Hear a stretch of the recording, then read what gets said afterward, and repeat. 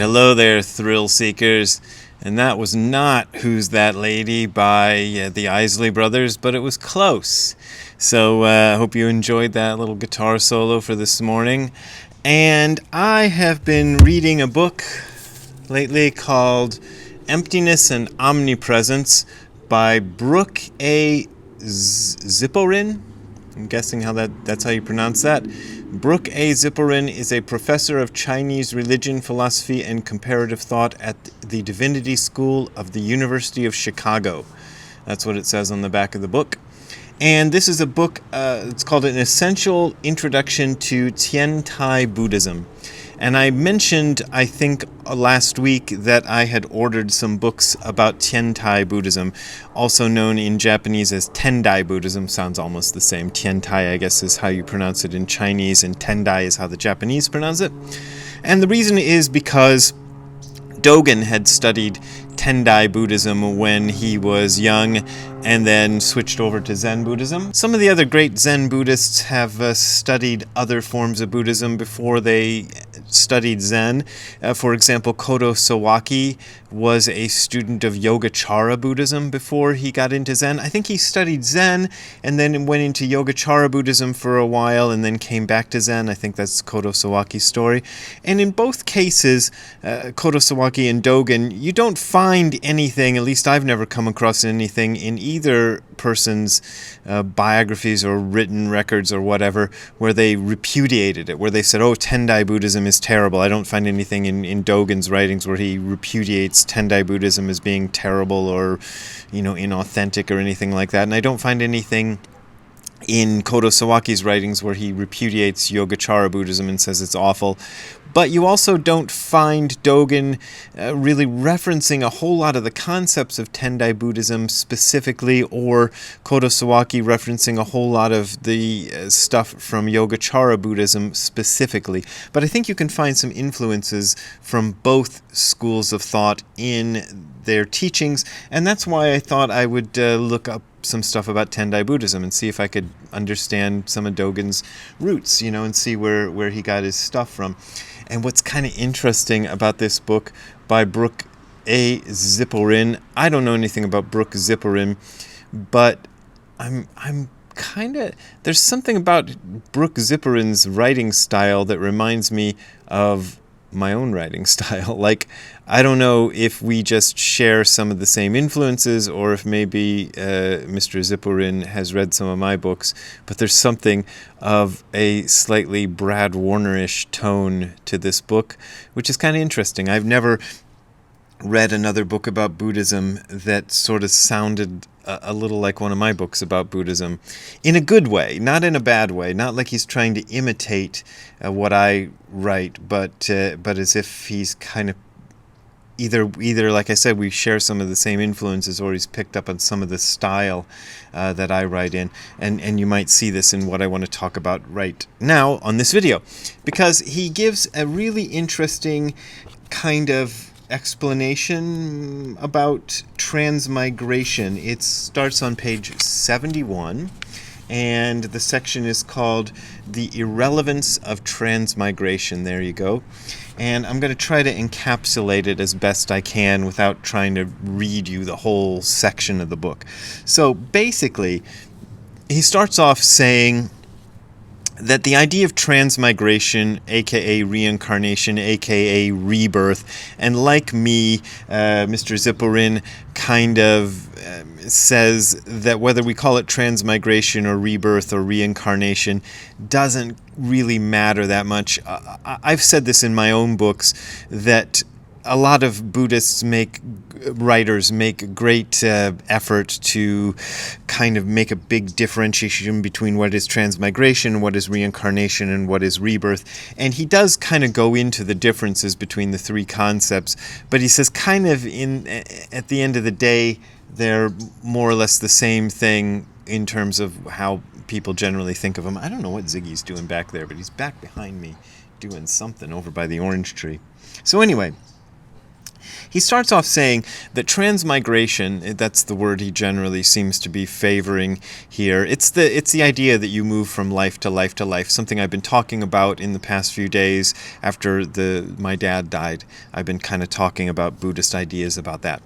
He's saying that it might at first seem like it's offered up as a kind of comforting idea about the afterlife. And I think that's how most Westerners interpret it. And like I've said in my own books, Brooke Zipperin says in his book that a lot of Westerners take it that way, but that we are surprised, and again, this is something I've pointed out in my own books, we Westerners are often surprised to find out that the Hindus, Buddhists, and Jains, the three great Indian religions, if we can call them religions, but let's leave that aside, who believe in transmigration, reincarnation, rebirth, / find that it's not a comforting idea. For them, transmigration, rebirth, reincarnation is not a comforting idea. It's something of a problem. They think that reincarnation is a problem and it's something they want to avoid. Whereas when Westerners hear about reincarnation, rebirth, transmigration, a lot of us are like, yay, we get to live forever. And one thing that Brooke Zipperin does in his book very well that I feel like I haven't done quite as well in my books, and that's the reason I want to bring it up in this video. He explains why they think it's a problem and we don't. So that's what I wanted to tell you about. Now, the idea of transmigration or rebirth in the Hindu formulation, I'm not sure about the Jain formulation of rebirth and reincarnation because I don't know too much about Jainism. But in the sort of classical older version of Hinduism, it's the idea of a soul called Atman that leaps out of your body at the moment of death and then enters another body that's about to be born. That's the most ancient Hindu version of the idea of reincarnation, and it's enshrined in the Bhagavad Gita. The Bhagavad Gita, I can't quote chapter and verse off the top of my head, but it does specifically say something like the soul leaves the body, the Atman leaves the body like a person taking off a set of clothes, or like someone leaving a burning house, or something like that, a metaphor like that, so that they have the idea of the Atman being a separate thing from the body that lives inside of the body, this immaterial substance that lives inside of the body that is material and different from the body. That's later Hinduism kind of rejected that idea, but we won't go into that because I'm not an expert in Hinduism. Buddhism definitely rejects that idea, and the metaphor that Brooke Zipperin uses, that I've used, that a lot of Buddhists use is like a wave moving through water. So if you think of a wave, we can talk about a wave as if it's an entity. But if you actually break down because you can say that a wave starts here, moves here, and goes there. But if you actually break down what a wave is, it's not an entity. It's a process within water. It's not a thing that moves through the water. It's a process within the water, and that's what transmigrates in the Hindu idea, in the Buddhist idea. That's what transmigrates. So, rebirth in this sense is not a comforting idea because you have no memory of this life in your next life. So in the Buddhist idea of rebirth and reincarnation, this right here, right now, is the afterlife. So this is the afterlife. So you don't remember your past lives at all, and you are just as concerned about whether there's an afterlife or not as you were in your past life. So there's no great comfort in rebirth because you're starting all over again, and you're just as ignorant as you ever were, and there's no continuity. Whereas in the sort of Christian and Muslim version of the afterlife, there is a memory. So their idea is that you die and then you're in heaven. How does he put it? He puts it pretty well in the book. Let me just read you what he says. The Christian or Muslim idea of the afterlife is something that believers claim will actually be confirmed. You die, and suddenly you find yourself there in heaven or in hell. Then you can say to yourself, aha, I was right about there being a heaven. Now I am there just as I expected. Or, if you had been an unbeliever, whoa, it turns out they were right, there is a hell. But in the Hindu, Buddhist, or Jain version, this moment never comes. Even when you're reborn, you don't know it. The doctrine of transmigration is never confirmed by experience. In fact, it never can be confirmed by experience. To be experiencing it would be, by definition, to not know for sure that you were experiencing it. So that's a big difference between this. So there's no sort of comfort in knowing you're going to live forever. Now, the caveat to that, which at least I haven't gotten through the whole book, but at least he doesn't point it out in this part, would be that there is this other idea that exists in some forms of Buddhism, that there is that intermediate, what do they call that I've been talking about, the middle existence or the intermediate existence that I was talking about, that the Tibetan Buddhists like to talk about in some forms of Buddhism. In fact, I think Tendai Buddhism talks about that, and that's one of the things I got this book for, is that there's this intermediate existence right after you die, in which you do remember your previous life, but that doesn't last very long, and then you go on. Now, whether that's true or not, I don't know. Well, I have an inkling that might be true due to some of the things that's happened over the past couple of weeks, but we'll leave that aside. But anyway, that's what they say. So take that with a grain of salt. I'm not trying to convince you that's true, but that's just one of the ideas that's out there. Now, here's the neat thing about this, and this is the part I really like about the book, and this is the part where it really kind of gets into a bit like something I would do. Would it be more of a comfort if, without any memory, you became or were replaced by someone who cared deeply about the same things you cared about, had the same kinds of skills that you acquired, or would be inclined to continue your work? This is also part of the Buddhist picture, and there is perhaps a little bit of comfort in this.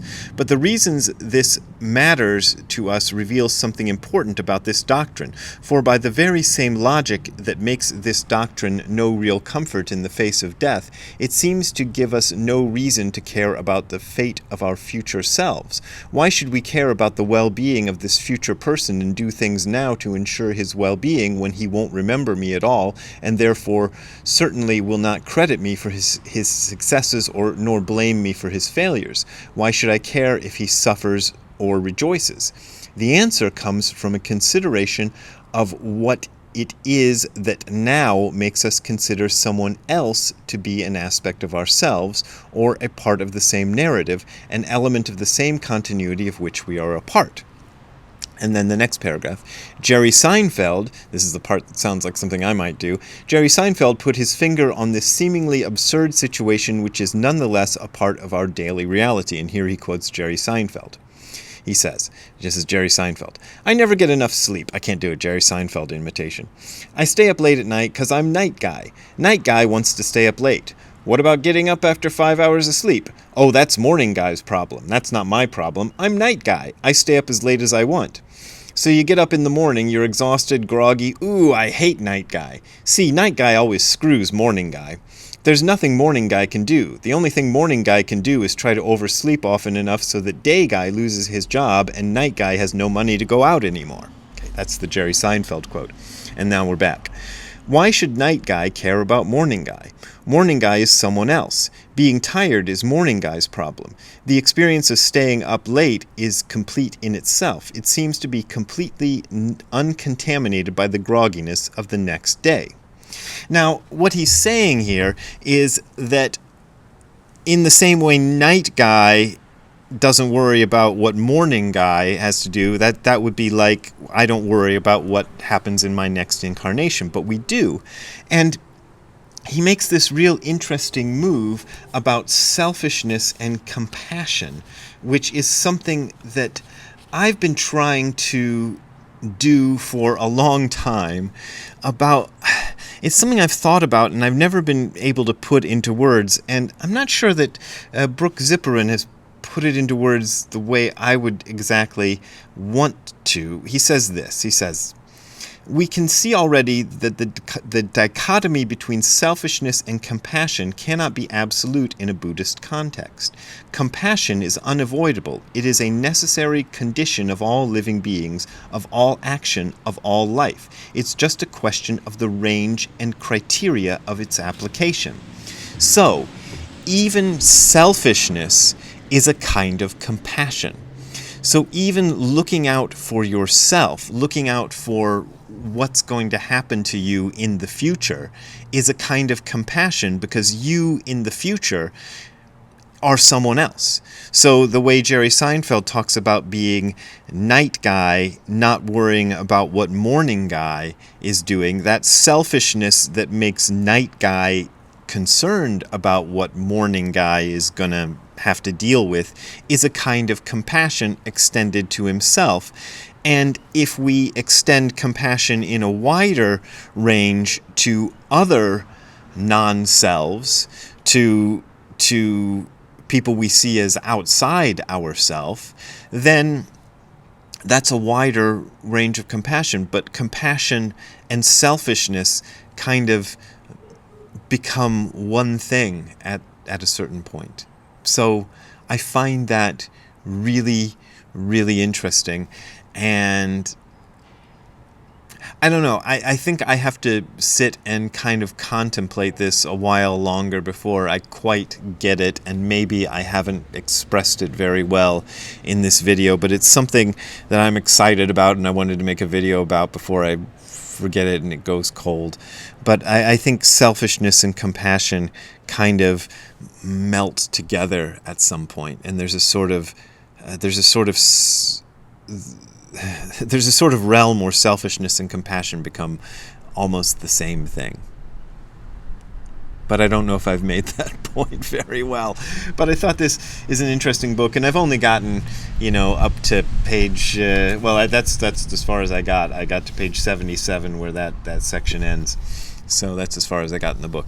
Anyway, thought that was interesting, and I thought it was worth sharing with you, and that's my video for today. So I hope you enjoyed it, and if you want to extend some compassion to me and help me out with my livelihood, you can go to the URL that you are seeing on the screen below, which is hardcorezen.info/donate. That is hardcorezen.info/donate. That is how I make my living, with your donations, and it is my main means of support, and I really appreciate your donations. But as always, this is offered for free, so you don't got to donate if you don't want to donate. So we will see you next time. Ziggy's still hanging around behind me, isn't he?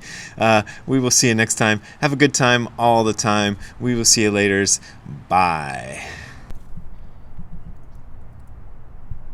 Hey Ziggy, how you doing? You're the star of today's video again. You like being the star of the video? Okay. Let's go inside and edit the video now, okay? Alright. Let's go do that. Bye, buddy.